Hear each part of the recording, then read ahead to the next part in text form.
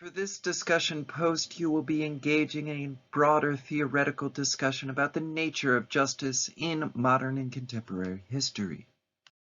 You should recall the nature of trials and sovereignty, the question of overlapping sovereignty.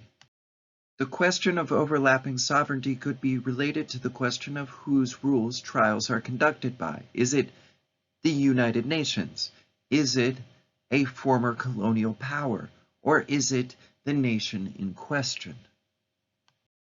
If you rule that it is the nation in question, who then can really be held to task if those individuals who participated in the violence are still in power?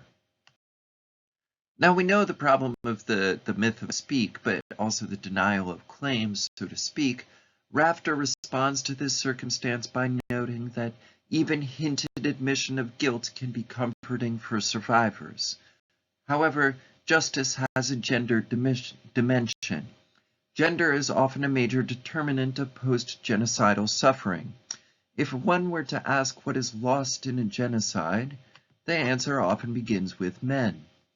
An absence that leaves women alone, struggling to perform their usual tasks, and those of their dead partners as well. In Southwest Africa, the Herero survivors, who were herded into concentration camps by Germany in the early 20th century and German soldiers in the early 20th century, were mainly women. In Poland, those who were deported to Siberia were women with families. Women formed the majority of those left standing after the Khmer Rouge tsunami passed through Cambodia and the DK regime created a genocide in the course of the 1970s. In Indonesia, economic marginality and fear of being labeled communist made women withdraw from public life and no longer work in public, a loss for their country as well as for themselves.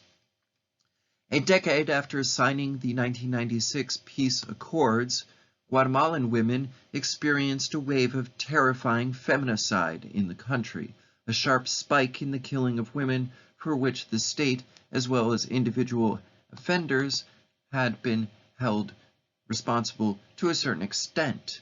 But consider broadly these various cases of genocide. For your post, ask, who is to blame? Who issues an apology? What is the purpose of an apology? How is justice to be carried out? Go ahead and make a quick post, and then let's move on.